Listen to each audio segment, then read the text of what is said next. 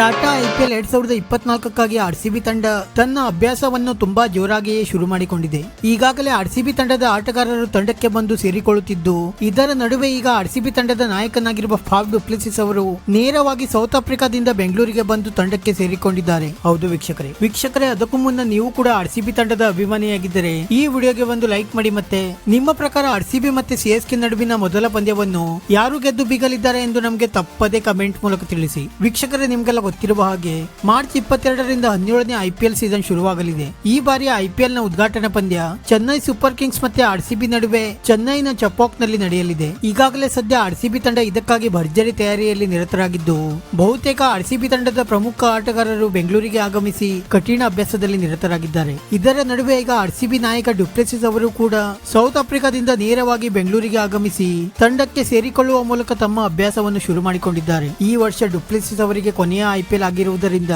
ಇವರ ಪ್ರದರ್ಶನ ಕೂಡ ಆರ್ಸಿಬಿ ತಂಡಕ್ಕೆ ತುಂಬಾ ಇಂಪಾರ್ಟೆಂಟ್ ಆಗಲಿದೆ. ಮತ್ತೆ ಆರ್ಸಿಬಿ ತಂಡದ ಸ್ಟಾರ್ ಬ್ಯಾಟ್ಸ್ಮನ್ ವಿರಾಟ್ ಕೊಹ್ಲಿ ಅವರು ಕೂಡ ಇನ್ನೇನು ಕೆಲವೇ ದಿನಗಳಲ್ಲಿ ಆರ್ಸಿಬಿ ತಂಡಕ್ಕೆ ಬಂದು ಸೇರಿಕೊಳ್ಳುವ ಸಾಧ್ಯತೆಗಳಿವೆ. ಸದ್ಯಕ್ಕಂತೂ ಬಹುತೇಕ ಎಲ್ಲಾ ಆಟಗಾರರು ಆರ್ಸಿಬಿ ತಂಡಕ್ಕೆ ಬಂದು ಸೇರಿಕೊಳ್ಳುತ್ತಿದ್ದು, ಮಾರ್ಚ್ 19ರಂದು ನಡೆಯಲಿರುವ ಅನ್ಬಾಕ್ಸಿಂಗ್ ಇವೆಂಟ್ ಕಾರ್ಯಕ್ರಮದಲ್ಲಿ ಬಹುತೇಕ ಆರ್ಸಿಬಿಯ ಎಲ್ಲಾ ಆಟಗಾರರು ಕೂಡ ಪಾಲ್ಗೊಳ್ಳುವ ಸಾಧ್ಯತೆಗಳಿವೆ. ಮತ್ತೆ ಇದೇ ಅನ್ಬಾಕ್ಸಿಂಗ್ ಇವೆಂಟ್ ಕಾರ್ಯಕ್ರಮದಲ್ಲಿ ಎಬಿ ಡಿವಿಲಿಯರ್ಸ್ ಅವರ ಬಗ್ಗೆಯೂ ಕೂಡ ಒಂದು ದೊಡ್ಡ ಅಪ್ಡೇಟ್ ಹೊರಬೀಳುವ ಸಾಧ್ಯತೆಗಳಿವೆ. ಸದ್ಯಕ್ಕಂತೂ ಬಹುತೇಕ ಎಲ್ಲಾ ಆಟಗಾರರು ಒಬ್ಬೊಬ್ಬರಾಗಿ ಆರ್ಸಿಬಿ ತಂಡಕ್ಕೆ ಸೇರಿಕೊಳ್ಳುತ್ತಿದ್ದು, ವಿರಾಟ್ ಕೊಹ್ಲಿ ಅವರು ಯಾವಾಗ ಬಂದು ಸೇರಿಕೊಳ್ಳುತ್ತಾರೆ ಎಂದು ಕಾದು ನೋಡಬೇಕಾಗಿದೆ. ವಿಡಿಯೋ ಇಷ್ಟ ಆಗಿದ್ದರೆ ಲೈಕ್ ಮಾಡಿ ಮತ್ತೆ ಚಾನೆಲ್ ಅನ್ನು ಸಬ್ಸ್ಕ್ರೈಬ್ ಮಾಡಲು ಮರೆಯಬೇಡಿ.